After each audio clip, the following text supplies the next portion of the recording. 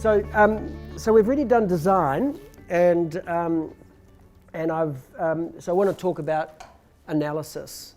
Now this is the bit that often freaks people out, but the good news is there's the formula. Occurrence, which is risk, sort of outcomes, occurrence equals outcomes divided by population. So that's, and I'm going to go through this, but conceptually, epidemiology is an incredibly simple science, and I'm going to work through this formula, occurrence equals occurrence divided by population, using the gate frame, and by putting the numbers, you can hang, not only can you hang the design of a study on the gate frame, you can hang the numbers on the gate frame. And actually, generally, there's pretty much 4 numbers that you're mainly focused on. The ones that go in the circle and the one that's go in the top of the square. Because the bottom of the square are the people who don't get disease.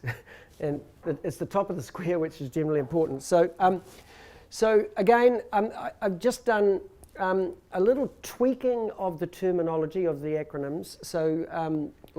So P still stands for the participants, but I've changed E to EG, which is the exposure group, and C to CG, the comparison group, and the outcomes to remain the same, but just I'm just going to call, among those people who are in the exposure group, in this case smokers, A are those who get the disease, and among those in the comparison group, the CG group, B are those who get disease. And it just helps to make it easy when I do the calculation. But let me just say, one of the things people often ask me, so which is this exposure group and which is the comparison group? Doesn't matter. You know, you need 2 things to compare. And normally, I mean, you're often comparing 2 exposures, high carb versus high fat. But you could be comparing, if you do smokers versus non-smokers, well, then smoking is obviously the exposure and non-smoking is the comparison. But you know, in many ways that's an exception now rather than a rule. Sometimes it's a drug versus a placebo. So then the drug is obviously exposure and the placebo is comparison. But more often than not, it's one drug versus another drug. It's a drug versus surgery. So there's 2 exposures. So it's not at all important which is E and which is C, as long as you know which one you're dealing with. Okay, so those are the numbers. Well, that's where I'm going to be talking in this part of the session about the numbers in EG, the numbers in CG, the numbers in A, and the numbers in B. And so, so in the smoking study, you start with a participant population. I sometimes talk about participants, sometimes talk about population, but it's a population of people. And there are so many smokers, whatever, could be 10,000, could be whatever, okay? And then over the study period, some of them got lung cancer. And so the occurrence of lung cancer in smokers is A divided by EG. So if 10,000, or let's make it simple, 1,000 smokers, if in 10 years 10 of them get lung cancer, then the occurrence of lung cancer in smokers is 10 per 1,000, per 10 years. It's as simple as that. So 1,000 smokers, 10 of them get lung cancer over 10 years, the occurrence of lung cancer in smokers, or the exposure group occurrence, is 10 divided by 1,000. That's it. It's conceptually, that's epidemiology. And exposure group occurrence, I call that ego. So the ego is A divided by the number of people in that group. Has everyone got me? So it's simple. You have a participant population, you divide them into the groups that you want, you might randomize them, you might measure something, and you've got 2 groups or 3 or whatever, and then they become the kind of exposure groups or the comparison groups. We also call them the denominators. You've heard of numerator over denominator, so okay. They're the denominators, and actually a good way to remember it, see half a circle is a D, If you think about it, it's the D. That's the denominator, and this is the numerator, or the number of events, and so the risk of lung cancer if you are a smoker is that, among 10,000 or 1,000 smokers, 10 get lung cancer, 10 over 1,000 or 10 over 100. And so that's A over EG, and then you do the same with the comparison group. And say 1,000 non-smokers, 1 gets lung cancer. So the occurrence of lung cancer in non-smokers in 10 years might be 1 in 1,000. 10 in 1,000, 1 in 1,000. So how much does smoking increase lung cancer by? 10 per 1,000, 1 per 1,000. 10 times. Yeah, that's... So when you see anything in the literature that says there's 10 times the risk or 2 times the risk or 4.3 times the risk or whatever, or half the risk, that's what they've done. They've calculated ego and they've calculated Segoe, and then they've divided them. That's epidemiology. Isn't it neat? It's nice and simple. Conceptually, that's what we do in epidemiology. We calculate ego and Segoe. That's what I do for a job. I calculate ego and Segoe. Well, I design studies so I can measure ego, EG and CG, and I can measure A and B, and then I just do that calculation. That's what I do. And I'm just a little concerned when you use the word population, because you're actually talking about the populations in the circle, not the populations in the triangle. So, but the populations in the circle come from that population. Sure, yeah, so that's you why... don't want to be using as your denominator the population up there. No, that's your starting point. Your participants are your starting point, and then you then have to divide them into different groups. Yeah. No, it's a good point, yeah. And this population that you start with can be anything. It can be a group of patients, it can be an ethnic group, it can be people in a country, it can be any population, yeah. Yeah? It's not addressing cause and effect though necessarily, is it? I mean, it's just telling you one group's got a higher incidence than it's all part of trying to work out cause and effect, yeah. Yeah, but it's not quite the same thing. Well, no one can ever do cause and effect. That's an impossible thing to do absolutely perfect. Can you think of a way of proving cause and effect? Well, it's just not addressing the issue though, like maybe those smokers all work in a toxic... Oh, yes. No. Sorry, very good. I'm going to come to that. But no, you're right. You're absolutely right. Is at the next part, so the next part of my presentation, when I get to the third part, that's about the error, which is about what you're talking about. No, you're absolutely right. But just as a general point is, there is no single study ever proves cause and effect. Everything is, we use everything to help us get to, cause and effect is something that is something that we use all of the information we have and put it together and come up with a statement that we think that this is causal. Yeah. There's nothing in science that proves causality. Because even if you could possibly say, but I can prove it if I do it under a microscope, I can prove that this causes B, but what works for one person may not work for another. And so causation is something, causation is the nirvana that we try to reach. Yeah. But you're absolutely right. And the smokers, and I'll come, that very example you're using is a really good one. We talk about confounding. Yeah. Okay. So epidemiology, another way, is numerator over denominator. So what we do is, and you can see how the N and the D fits in there. So that's what we do. We identify groups, and then we count outcomes in those groups, and we do a division. A over EG or B over CG. And here's a couple of examples. So this was the one so in this study of British doctors and smoking, ego is the occurrence of lung cancer in smokers, Segoe is the occurrence of lung cancer in non-smokers. Here's another one. In a group of, these were my middle-aged Americans, some had high BMI, some had low BMI, and I measured the average blood glucose in those. So among those with a high BMI, you measure the blood glucose in all of them, and then you divide, you add up all the glucoses, divide by the number in the group, that gives you the average. And then you can do the same in the comparison group. So what you'll find is the average blood glucose is higher in people with a high BMI than a low. So that's another ego SEGO. So it doesn't have to be yes, no. The outcome doesn't have to be diabetes, no diabetes. It can be an average. It can be.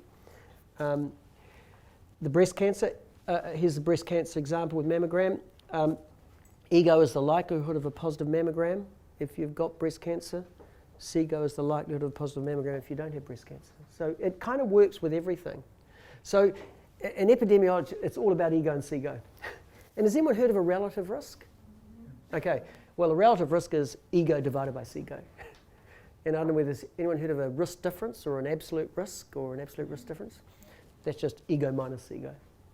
So that, so when we talk about epidemiology as the study of the occurrence of disease, sometimes people use this word risk when they're talking about occurrence, sometimes rate, sometimes likelihood, sometimes probability, sometimes average, sometimes incidence, sometimes prevalence. There are all of these terms that you see, and they're all measures of occurrence. They're all measures of occurrence.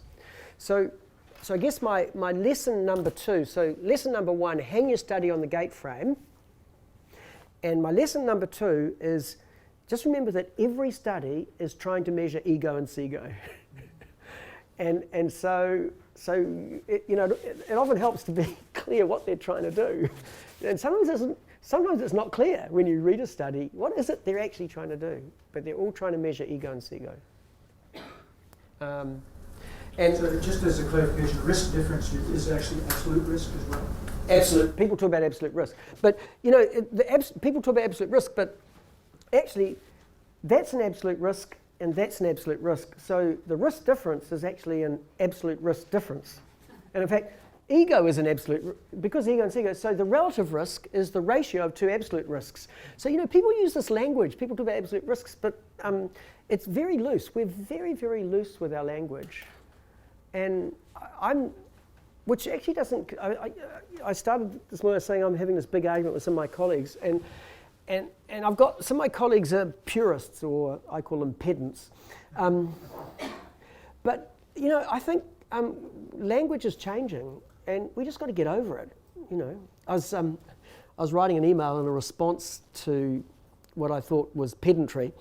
They're good friends as well, so that's okay. But I started a sentence with an and because I was writing an email. Do you guys start sentences with ands? It just seems right. Now, of course, I was taught at school that, I'd be slapped over the knuckles if I said you start. So I started the sentence with and then I wanted to put in brackets because I said, isn't this, you might tell me I shouldn't be doing this because you're such a pedant. But I think we've got to live with the change in the language. But I think the key, so I try to teach concepts. It's numerator over denominator. It's longitudinal or cross-sectional. You're actually either compare ego divided by Segoe, ego over Segoe. But in fact, I'm glad you raised this because more and more when I'm teaching people about making sense of studies, I say, rather than even calculating the relative risks and the risk differences, just look at the ego and just look at the Segoe, and you've got it all. So, like if I tell you the risk of lung cancer is 10 per 1,000 in 10 years in smokers, and 1 per 1,000 per 10 years in non-smokers, I think just giving you that description of ego and Segoe is much more useful than saying that there's 10 times the risk of lung cancer in smokers. You've come away with far more information if you know the occurrence in one group and the occurrence in the other group. Then you can work out the 10 times, or you can do the risk difference, which is going to be 9 per 1,000 or whatever. But I think more and more, rather than trying to remember now, is what's a relative risk and a risk difference, and what if it's below 1 or above 1? If you've got the numbers, you can see. you can see. And so focus on the ego and the Segoe rather than the relative risks and risk differences would be mine. Okay, so number 3. And this is where we come into this issue about causality that you were raising. That's important. So so it's one thing to understand what they did in the study. It's another thing to have all the numbers in the ego and Segoe. But then your question is, but are they the right numbers? Are they the right numbers? That's the next step, is are they the right numbers? And a colleague of mine came up with this idea of using Rambo to remind us of this acronym which I've called Rambo Man. And the idea of Rambo is to identify, to help you remember where studies go wrong. Where studies go wrong. And given that studies have got 3 parts, they can go wrong in 3 places. Well, and in fact, they can go wrong between the places. So they can actually go wrong in about 5 places. So they can go wrong if you recruit the wrong people. If you have a study, if you've got a question that you want to answer, and well, here's a relevant one. So if you're running a nutrition clinic, I'm not sure what you call it, but if you're running a clinic or seeing patients who struggle with weight, they struggle with their weight. Okay, so you want to go to the literature to find studies that will inform your practice, your recommendations. Okay, now, generally speaking, people who struggle with their weight don't get into studies. The sorts of people you see in clinics are not the sort of, I mean, this is a gross generalization, sometimes, they may not be the sorts of people that you see in practice. And so you have to ask the question, when you go to the literature, maybe there's some new diet that is incredibly effective if you stick to it, but it's bloody hard to stick to it. You know, and so that science or that evidence may not be relevant at all to the patient in front of you.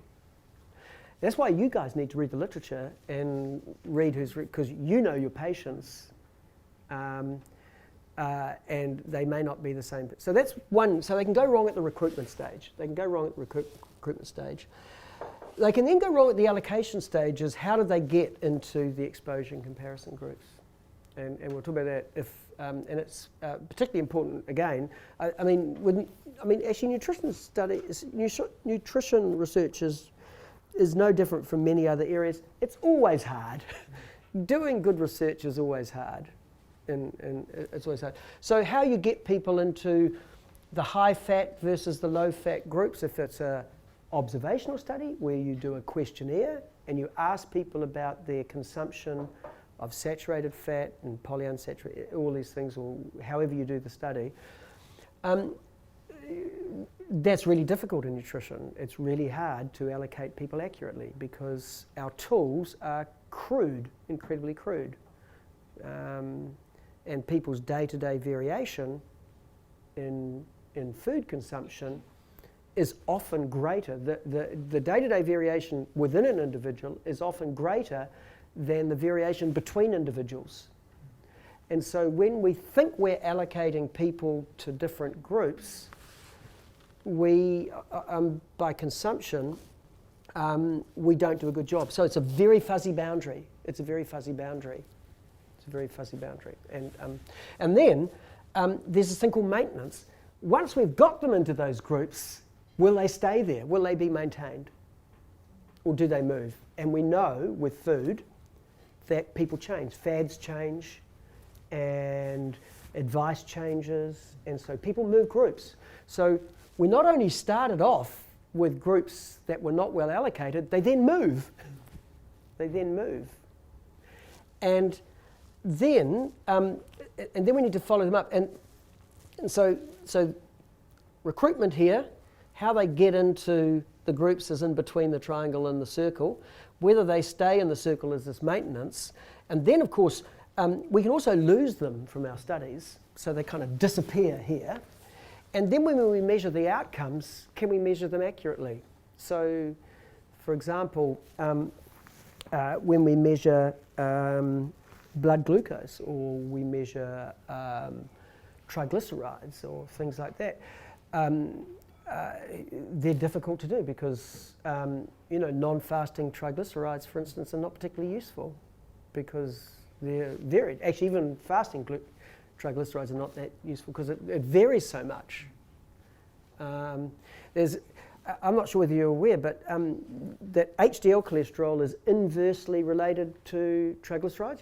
That serum, HDL cholesterol and triglycerides, as one goes up, the other goes down. And as it happens, because HDL is quite stable, HDL's much more stable than triglycerides. So the best way to measure triglycerides is to measure HDL. So HDL is a better measurement of triglycerides than triglycerides are. But you're saying HDL is stable, but the triglycerides go up and down. Yeah. So what happens is if you look at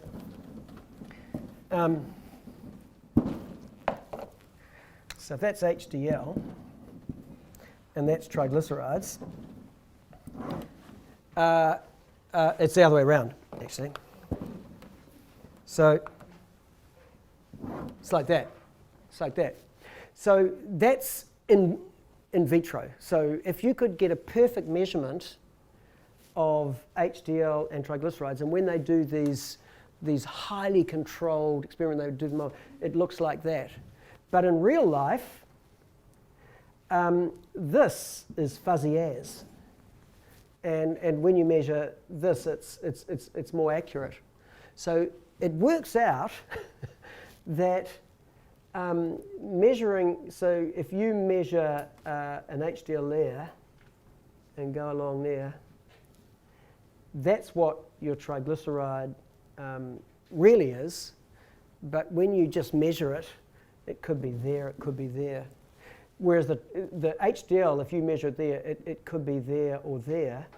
But when you measure triglycerides, it could be anywhere. So it's this weird thing that a HDL is a better measurement of triglycerides than triglycerides are. Do you understand what I'm saying? Is that an indirect indicator is a better measure of, it's bizarre, isn't it? And it's all because this is a terrible measurement. We can't measure that well. So it's actually, rather than measuring triglycerides, it's better to measure HDL, and if you could do the formula, you could probably work it out. Now, people don't do that. But this is just one example of, and I don't think people get this, because people started doing studies, and they measured both triglycerides and HDL and put them into, and did the calculations, and they found that HDL was much more strongly associated with coronary disease in a protective fashion than triglycerides were harmful. And what we don't know is how much of that was because triglycerides aren't as important, or how much of it is because we just can't measure it. So measurement is a very important issue. And in nutrition, as I said, measuring what people eat is thwart. It's extremely difficult. And if you watch the Sugar movie, if you haven't already, there's an interesting thing in there, because this guy who eats 42 teaspoons of sugar per day, and because that was the average American consumption. Australian. So he tried to do that for 60 days, and at the end of it, he'd gained, I think, 8 kilograms in weight, and put on quite a lot of his waist was bigger. And he made the statement that actually his calorie consumption hadn't changed. That's bullshit. I mean, there is this, the first law of thermodynamics is that energy in and energy out, is that, there is little bits of differences. There's no doubt that with calories that, a calorie that goes in your mouth from different sources might not end up in your circulation as a whole calorie, but it's kind of minimal. There are some things, like if it's combined with fiber or whatever, if it goes through, but in general, a calorie that goes in your mouth is a calorie whatever. And even though you hear people say, you'll hear one school of thought say, they say a calorie is a calorie is a calorie, and another saying is that a calorie is not a calorie. Okay, now the people who say a calorie is not a calorie, I think, are wrong. because in fact they're all the same, but they can have very different effects on your body. This is one of the things, is that different calories have very different effects pathologically and physiologically, but generally the first law of thermodynamics is that, you know, what goes in. But he said that his calorie consumption hadn't changed. I mean, and he was basing that on trying to count up the calories in what he ate. And with a nutritionist as well. Yeah, but you know, it's it's incredibly crude measurement. And of course, what happened is that when he was doing his study, when he was doing these 60 days, he was counting. They were counting it quite accurately. So for 60 days, he counted what he ate. But in his prior life, he retrospectively said, well, I ate this. And he was probably seriously undercounting the calories, you know. Overcounting. Yeah, so he was seriously overcounting because, anyway, but I guess the whole thing is that it's really, it's a very difficult, I mean, I actually thought it was a good, I think there are lots of good things in the movie, but there were a couple of slightly wacky things. And because ultimately the diets that work are the ones that end up with you eating fewer calories. As Boyd Swinburne's really interesting on this. I mean, Boyd says all diets work if you follow them. All diets work if you follow them. But of course, and that's true, the key question is, are there some diets that are easier to follow and maintain than others? And I think there are. I think there are. And I think that's what we should be. It's which of the diets that, you know, rather than arguing about whether a calorie is a calorie, what we should be arguing about is which of the diets that make it easier for us to restrict our calorie intake. And I'm sure there are, and they vary for various people, but I'm more and more convinced that a higher fat, lower, not high, low, but carb diet is actually probably more sustainable. I think, but you may be people in this room who think the opposite because you've got patients where it works. So I'm sure, but you know, the trial we're going to look at suggests that a higher fat and lower carb diet is more effective in reducing weight over a year. But it's one of many. Anyway, so, but studies can go wrong at all these parts. So they can go, and then when you measure the outcomes, how objective was the measurement? Sometimes they're subjective. So if you know which group you're allocated to, that might affect the way you judge the outcome. There was a famous study of people who had had pain in their knees, and it thought to be due to the cartilage bits breaking off in knees, and so there'd been a number of studies showed that if you washed out people's knee joints and removed bits of grit, it seemed to be more effective than physiotherapy in terms of reducing knee pain and improving movement. But some of the investigators were concerned that actually, it's just that people thought if they got an operation, it must be better than physiotherapy. So they did this operation where everybody in the study got put, so they took a group of people, they randomized them to either having the knee washed out, by putting a scope in, or not. Everyone got physiotherapy, but what they did is they randomly allocated them, and everyone got put on the operating table, and they put up the drapes, and everyone got a local anaesthetic and a nick in the skin, and half them got the washout, the other half they pretended to wash it out. So they moved the knee around, they had all the equipment. So at the end of the intervention, everyone thought they'd got the washout, and then everyone got physiotherapy, and guess what happened? Made no difference having the surgery. And because when you do it blindly, when people don't know what they got, because the outcome that they were reporting, the outcome was subjective. The outcome was how much movement, and can you do that without pain? Now in nutrition, think about it. If the intervention is, I want you to generally eat this diet or that diet, whatever, and the outcome is self-reported food, calories, that's, in a lot of these studies, you obviously know which group you were allocated to. You know which group, and so the self-reported calories is a subjective measurement, And for example, in the sugar film, I mean, it's not a trial, but he had been a high-fat, low-cal person, so he'd been eating a diet 50% calories from fat, he said. Just, at the high end, isn't it? And 25% protein, 25% carbs was what he said he'd been eating before he started this movie. And then he went from this high-fat, low-carb diet to a high-carb, low-fat. And then one of the outcomes he reported was how many calories he ate, and it was very subjective. Anyway, you just have to be aware of these things. Yeah. Anyway, I'm not going to go through. So the R is just. This is actually one thing that happens. Is often you decide to do a study in a particular setting, and then you define a group of people who are eligible for your study, and then so a certain proportion take part. And I think you were saying this to me, Henry, in the study. And I mean, maybe we should do this. It may be the way. There's a study in here. If you put, it's called Bizarre. Yeah, it's called. It starts off at the top. Annals of Internal Medicine: Effective Low Carb and Low Fat Diets. Lydia Bazzano.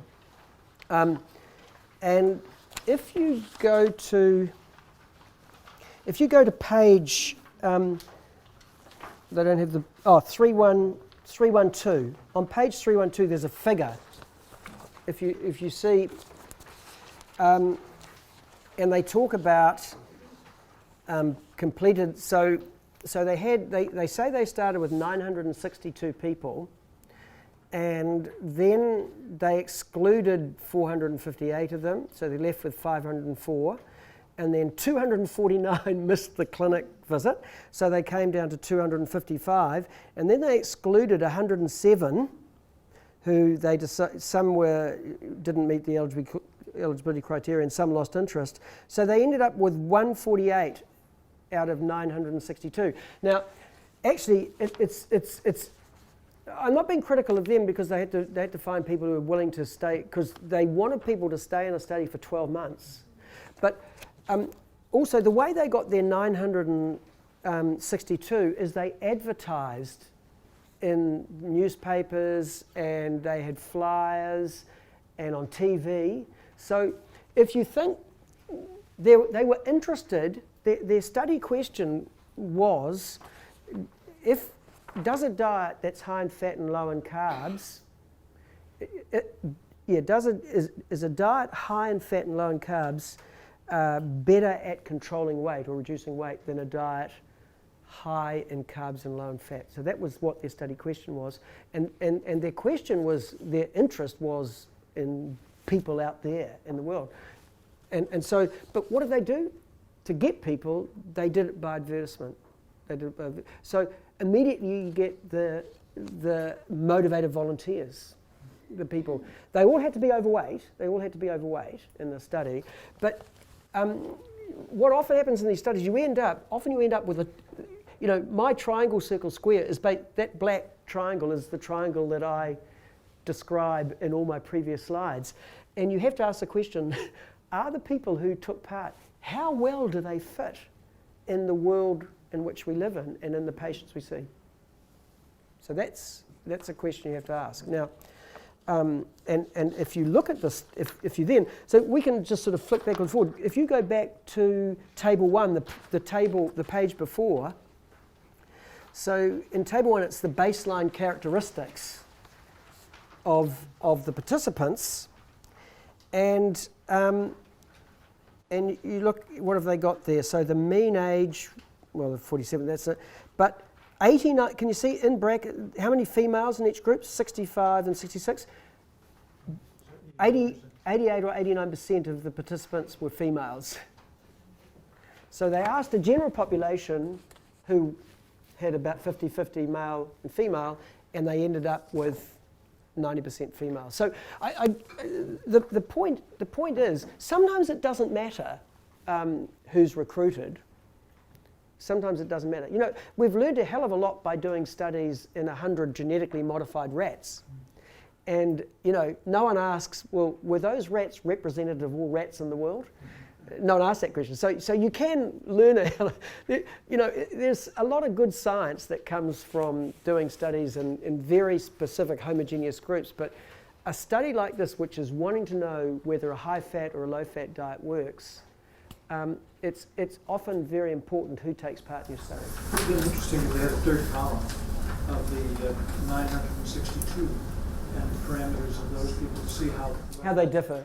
Yeah, well, but the problem with the 962 is still a highly selected group. But you know, this is reality. So I'm not being critical of the designers of the study. This is the reality in which we live. So, but as consumers of evidence, and you are consumers of evidence, you need to ask yourself the question: are these participants who took part in the study, how similar are they? How applicable are they to my patients? That's a question. And sometimes you'll say, I think it probably is reasonable, and other times you'll say, probably not.